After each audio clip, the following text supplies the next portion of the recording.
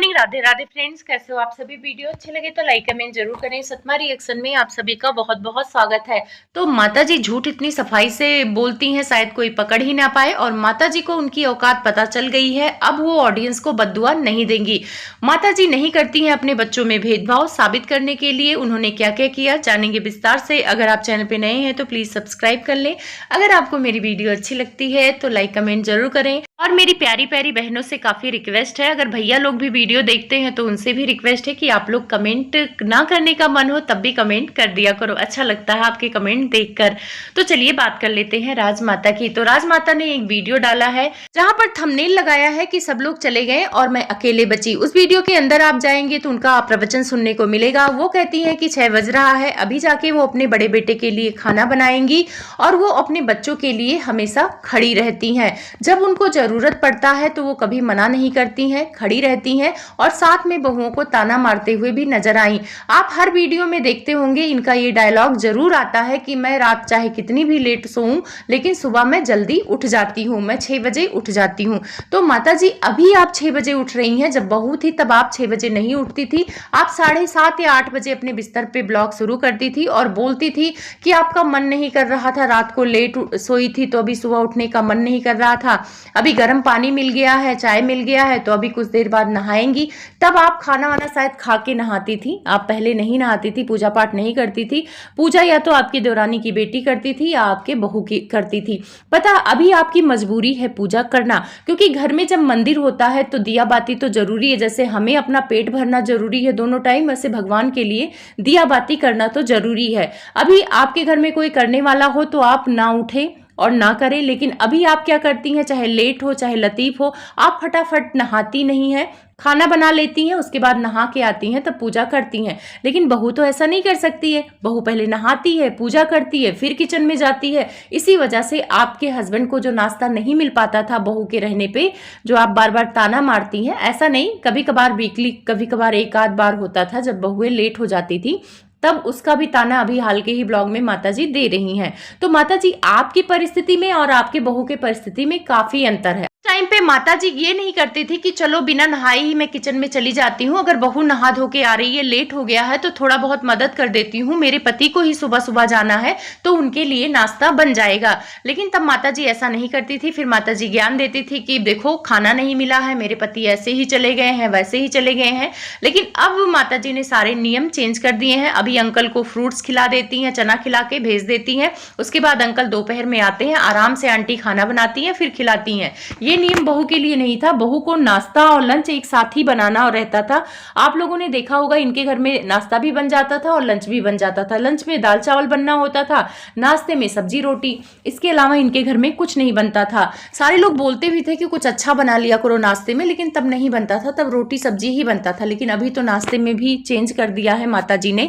उसके बाद माता जी कह रही हैं कि इनको काम करने की आदत है, ये बैठ के नहीं खा सकती हैं, पहले भी ये करती थी। तो हाँ माता जी, आप कुछ ना कुछ काम करती थी पहले, जब बहू की तबीयत खराब हो जाती थी या बहू काम नहीं करना रहता था तब आप करती थी। ऐसा नहीं है कि आप किचन में नहीं जाती थी। और आपकी बड़ी बहू आती थी तो आप खास तौर पे किचन में जाती थी, तो काम करती थी। माता जी आगे प्रवचन देती हैं कि वो बच्चों के लिए हमेशा खड़ी रहती हैं। तीनों बच्चों को जब जरूरत पड़ी है तो उन्होंने हमेशा साथ दिया है। और ये बात उन्होंने इसलिए बोला क्योंकि जगत भैया ने उनको शोरूम पे बुलाया और वो शोरूम पे गई, उनकी मदद के लिए वहां पे थी। तो उसी बात पे उन्होंने बोला भाई माता जी कुछ करती हैं और एहसान न जताए, ऐसा हो सकता है। फिर वहां पे गई तो इन्हें अच्छा लगा। कह रही थी कि वहां पे बहुत सारे मुस्लिम आए थे और मुझे बोल रहे थे ये देखो देखो ये खचमन की अम्मा है, खचमन की अम्मा है।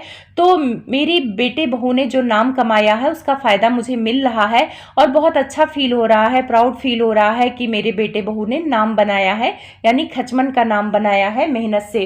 तो आंटी को शोरूम में जाके बहुत अच्छा लगा और वहां पे जगत भैया ने इनको अपने हाथों से खाना खिलाया। जी कहती है कि वो घर से खाना खाकर गई थी लेकिन उनका बेटा खाना नहीं खाया था तो उसने बाहर से मंगाया, मशरूम मंगाया और नान मंगाया, तो वो माता जी को भी खिलाया। तो माता जी मुझे एक बात समझ में नहीं आती है, वैसे वैसे जगत भाभी कहती हैं कि उन्हें मेड का भी खाना अच्छा नहीं लगता है, तो ये हलवाई का खाना कैसे अच्छा लगता है, क्योंकि इनको मैं बाहर का खाना ज़्यादा खाते हुए अच्छा देखती हूँ। बाकी घर में दाल चावल भुजिया ही खाते हैं, जैसे मशरूम की सब्जी हो गई और सारी सब्जियां होगी, ये घर में कभी कभार बनता है। ज़्यादातर आपके यहाँ आलू भुजिया बनता है। जगत भैया को बाहर का खाना ज़्यादा अच्छा लगता है, लेकिन घर में जगत भाभी के हाथ का अच्छा लगता है। और जगत भाभी को गलतफहमी हो गया है कि उनको किसी के भी हाथ का खाना नहीं अच्छा लगता है। लेकिन आप लोग नोटिस करना कि बाहर ये किसी भी रेस्टोरेंट में जाते हैं तो बड़े आराम से खा लेते हैं, तो वहां पे तो जगत भाभी बनाकर नहीं आई होंगी, बाहर के लोग ही बनाए होंगे। क्योंकि एक बार जगत भाभी अपने ब्लॉग में बोल रही थी, मेरे सोना मेड के हाथों का भी खाना नहीं खाते हैं, उन्हें बाहर का भी खाना बहुत पसंद नहीं है। मिट्टू के यहाँ जब भी जाते हैं तो जगत भाभी वहाँ पतली रोटी बनाती हैं, वहाँ चुरचुर भुजिया बनाती हैं। और यही चीज अपनी मौसी के शादी में गई थी तब भी कर रही थी। हलवाई ने खाना बनाया था, जगत भैया ने नहीं खाया था, फिर वहाँ चुरचुर भुजिया बना के इनको दिया गया था। तो या तो जगत भैया का नाटक है कि हाँ मेरी बीबी ही बनाएगी तो मैं खाऊंगा, वही अच्छा बनाती है, और इन्हें जब बाहर का खाना मिलता है तो ये बाहर का आराम से खा लेते हैं, तब इन्हें जगत भाभी की याद नहीं आती है। तो मुझे समझ में नहीं आता कि जगत भाभी किस गलतफहमी में जी रही हैं। उनको तो ये भी लगता है कि मेरी सास के हाथ का खाना भी मेरे पति को नहीं अच्छा लगता है। तो ये बात तो अभी हाल में जगत भैया बोल के गए हैं हलवा को लेकर। एक दिन तारीफ किया और दूसरे दिन माता जी के हलवा का बुराई कर दिया कि जगत भाभी अच्छा बनाती है, वो इलायची नहीं डालती है, आप इलायची डाल देती हैं। माता जी बेचारी सफाई दे रही थी, इलायची सेहत के लिए अच्छा होता है, लेकिन जगत भैया ने कहा हलवा तो जगत भाभी ही अच्छा बनाती हैं। माता जी कहती हैं कि बेंगलोर वाली जिज्जी को भी जब भी जरूरत हुई है वो खड़ी रही हैं, हमेशा वहां गई हैं। वैसे इनका बड़ा बेटा चला ही जाता है हमेशा, फिर इन्होंने छोटे बेटे का भी नाम ले लिया कि वो भी जाता रहता था, लेकिन माता जी को मजबूरी थी छोटे बेटे का नाम लेना, नहीं तो ये नहीं लेती, क्योंकि इनको पता है कि ऑडियंस को सब याद है। अगर जगत भैया का देखा जाए तो वो कंटेंट बनाने जाते हैं, लेकिन अगर सच में जब बेंगलोर वाली जिज्जी को मदद की जरूरत थी तो छोटा बेटा ही काम आया था। चाहे प्रेगनेंसी हो, चाहे घर शिफ्ट करना हो, वही आगे बढ़कर काम किया है। और जगत भैया तो पहले बेंगलोर वाली जिज्जी को पूछते भी नहीं थे। पता है आप लोगों को याद होगा, शायद उनके हस्बैंड का कुछ हुआ था, एक्सीडेंट हो गया था, तब वहां पे जगत भैया नहीं गए थे, वो गए थे जगत दीदी के घर। और राखी में भी बेंगलोर वाली जिज्जी के यहाँ नहीं जाते थे, राखी बंधवाने वो जगत दीदी के यहाँ जाते थे। तो इतना इंपॉर्टेंस मिलता था बेंगलोर वाली जिज्जी को। लेकिन बाद में जगत भैया जाने लगे, जब जगत दीदी के यहाँ से इनका छुटकारा हो गया, तो कंटेंट तो चाहिए ना, तो कंटेंट के लिए जाते हैं वहां बेंगलोर वाली के यहाँ। और बेंगलोर वाली ने इस बात को बोला भी है वीडियो में। आप लोगों को याद होगा जब जगत भैया भी गए हुए थे, आंटी भी गई हुई थी और छोटा बेटा बहू भी गए हुए थे बेंगलोर, पिछले साल की ही बात है। तो जगत भैया लेट गए थे, बाकी ये लोग पहले पहुंच गए थे। तो वहां पे माता जी बैठी थी, तो वहां पे अपनी बेटी से पूछती हैं कि तुमको भरोसा था कि ये आएगा बड़ा भैया? तो वहां पे बेंगलोर वाली जवाब देती कि हाँ भरोसा था, अगर नहीं आता तो ट्रोल हो जाता, तो ट्रोलिंग के डर से तो आना ही था। तो सोचो बेंगलोर वाली जिज्जी के मन में क्या था कि अगर मेरा बड़ा भाई यहाँ पर आया है तो ट्रोलिंग के डर से आया है। तो आप समझ सकते हो कि कितने प्यार से ये बेंगलोर वाली के यहाँ जाते थे और कितना इंपॉर्टेंस देते थे, लेकिन ये लोग बात भूल जाते हैं। अब आ जाते हैं छोटे बेटे के, जब जरूरत पड़ी है तो माता जी खड़ी रही हैं? बिल्कुल नहीं खड़ी रही हैं, क्योंकि छोटे बेटे को अभी जरूरत पड़ी है, अब तक तो उसको जरूरत नहीं पड़ी थी। वो तो अभी लोगों के लिए खड़ा हो रहा था, कभी भोपाल थाने में बड़े भाई के लिए खड़ा हो रहा था, कभी बहन के लिए खड़ा हो रहा था। अगर बहन के लिए उसने खड़ा हुआ है तो हाँ, बहन ने भी कर दिया है, उसके कान का ऑपरेशन हुआ था तो वो खड़ी रही हैं। इतना तो मैं कहूंगी कि बेंगलोर वाली जिज्जी ने अपना कर दिया है। लेकिन क्या जगत भैया उसके मौके पे खड़े रहे? जगत भैया के तो मौके पे वो खड़ा रहा नहीं खड़ा रहा।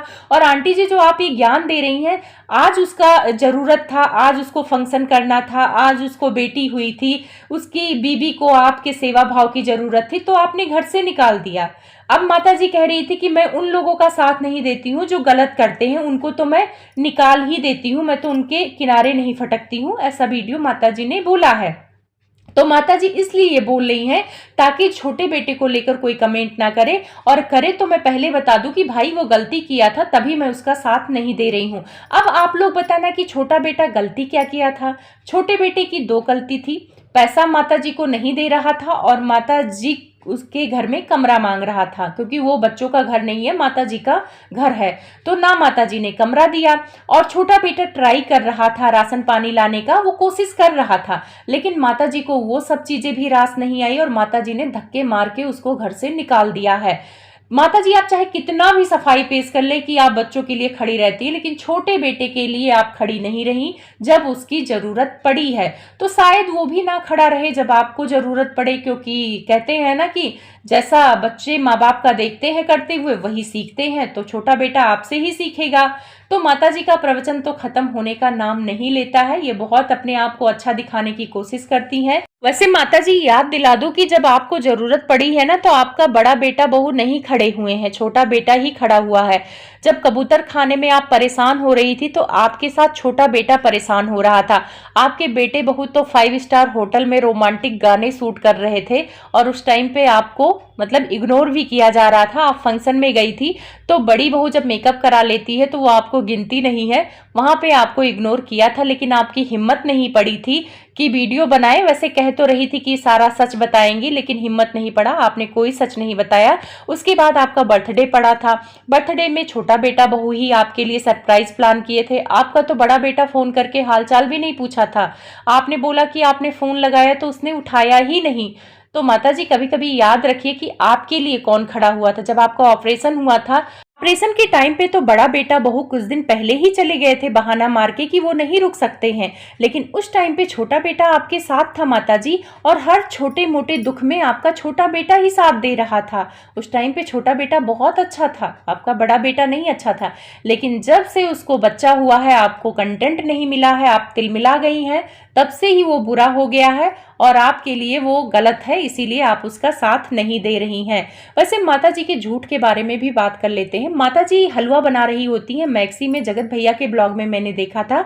तो वहां पे जगत भैया बोलते हैं सृष्टि से कि तुम स्कूल नहीं गई, तो फिर कुछ माताजी देखती हैं उनकी तरफ, फिर बोलते अच्छा अच्छा आज संडे है, आज तुम नहीं गई हो। लेकिन जब मैंने माताजी के ब्लॉग में देखा है तो वही मैक्सी पहन के हलवा बना रही होती है और वो बोलती हैं कि आज अंकल का स्कूल है, वो स्कूल गए हैं। तो पता है अंकल जी संडे को स्कूल जरूर जाते हैं। जब छोटे वाले बेटे का फोन भी आया था तब भी वो संडे को स्कूल गए थे, तो ये माताजी का झूठ है। उसके बाद एक वीडियो में बोलती हैं कि सृष्टि कह रही थी कि वो मंडे को स्कूल नहीं जाएगी, वो जिद कर रही थी तो मैंने रोक लिया। और अभी दूसरे ब्लॉग में बोलती हैं कि सृष्टि को इसलिए रोका क्योंकि लेट भी हो गया था और इन्हें मंदिर भी जाना था, इसी वजह से सृष्टि को ये स्कूल नहीं भेज पाई। तो माताजी झूठ मत बोलिए, एक ही बात बोलिए, आपने नहीं भेजा स्कूल, बात खत्म हो गया। तो आप ये क्यों बोले कि वो जिद कर रही थी स्कूल नहीं जाने का तब मैंने रोका। और उसके बाद सृष्टि को बोलती हैं कि वो घर पे सब कुछ करके रखी थी, साफ सुथरा करके रखी थी और ये बहुत खुश हो गई हैं। बेटी बहू अगर घर में रहे तो काम करके रखे तो इंसान खुश हो जाता है। तो हाँ माताजी जरूर, अगर बेटी बहू घर में रहे और काम कर दे तो सास तो खुश हो जाएंगी, लेकिन अगर बेटी बहू कहीं से बाहर आए और सास भी घर वर अच्छे से रखते हैं तो बेटी बहू भी खुश हो जाती हैं। तो दोनों को लेके चलना पड़ता है, अगर बहू करती है तो सास भी करे और सास करती है तो बहू भी करे, दोनों मिलजुल के करे तो काम अच्छे से हो जाता है। माता जी कह रही है रोटी बनाना पड़ता है, रोटी बनाना का काम बहुत मुश्किल होता है गर्मी में। तो हाँ माता जी, यही बात तो हम लोग 1 साल से बोल रहे हैं कि जब भी सिवान बड़ी बहू आती थी तो वो बहुत चालाकी का काम करती थी, वो सब्जी वाला काम ले लेती थी और रोटी वाला काम छोटी बहू को दे दिया जाता था। और उस टाइम पे 12 से 13 आदमी खाने वाले होते थे। अब आप लोग सोचो वो गर्मी में सारी रोटियां बनाती थी। माताजी कहते हैं ना कि किसी के किए हुए को नहीं भूलना चाहिए। आपकी छोटी बहू चाहे कितनी भी बुरी हो आपके लिए इस टाइम पे, लेकिन उसके किए गए अच्छाइयों को भी आप मिट्टी में डाल रही हैं, उसको भी नहीं बोल रही हैं। और आपने कई बार वीडियो में बोला, एक बार जगत भैया बोल रहे थे कि आप मेरी बीबी को बोली हैं कि काम नहीं किया है, रात को उसने सब्जी बनाया है। तब वहां माताजी ने बोला कि हाँ तुम्हारी बीबी सिर्फ सब्जी बनाती है और छोटी वाली रोटी दाल चावल और आलू की भुजिया अलग से भी सब्जी बनाती है, तो काम उसको कहते हैं रोटी बनाने को। लेकिन फिर आप मुकर जाती हैं, पता नहीं कब किसका साथ दे दे और कब किसका साथ आप ना दे, आपका तो कुछ भरोसा। मैं मिलूंगी आपसे अगली वीडियो में, तब तक के लिए आप सभी को बहुत सारा प्यार।